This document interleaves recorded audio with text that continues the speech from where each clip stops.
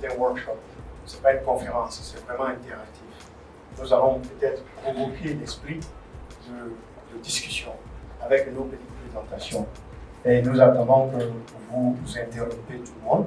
Nous attendons que vous posiez des questions. Nous attendons qu'on vous donne le micro pour que vous participez si vous avez une histoire à dire. La possibilité de vulnérabilité qu'on peut avoir peut partir simplement aussi parce qu'on n'a pas mis à jour les différents protocoles utilisés au sein du système d'information. On ne peut pas aller vers une application, on ne peut pas prendre une application sans maîtriser, je vais dire, le niveau de vulnérabilité de cette application. Le hacker, au fait, récupère votre carte de crédit, il a les différentes informations à l'intérieur et il fait juste à côté un clone de votre carte de crédit. Et avec cette nouvelle carte-là, il peut se rendre au fait dans un gap et puis faire automatiquement des retraits. Les malveillants sont astucieux, je ne dirais pas qu'ils sont intelligents, ils sont astucieux. Donc ils comprennent comment ça marche. Donc maintenant, en fait, quand ils vous infectent, ils n'encryptent pas forcément tout de suite, histoire que vous ne puissiez pas déterminer quelle est l'origine. D'accord? Donc qu'est-ce qu'ils font maintenant? D'abord, ils encryptent les backups.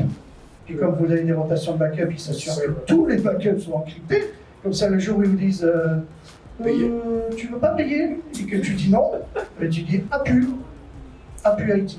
D'accord? On propose des solutions analytiques, toute la complémentarité justement avec Jiggy et nos différents partenaires, surtout Jiggy, pour justement analyser les données dans un SI. Ces données qui peuvent être généralement des logs par rapport à tous les logs qui viennent directement dans votre SOC, pour pouvoir les analyser et justement amener à des prises de décision.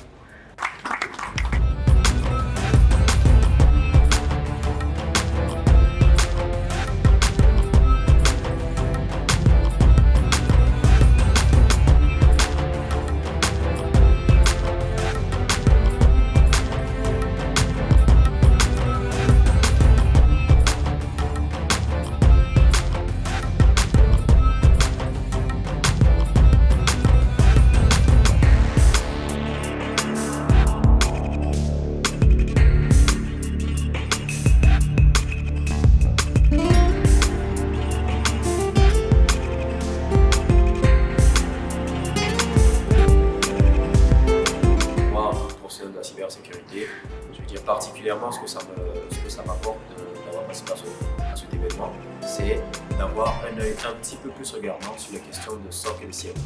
Et j'espère que nous sommes dans une dynamique de mise en place d'un SOC qui aura une vocation nationale, que nous puissions tirer le meilleur parti de cet atelier et apporter à toute la communauté internationale des éléments de réponse très opérationnels.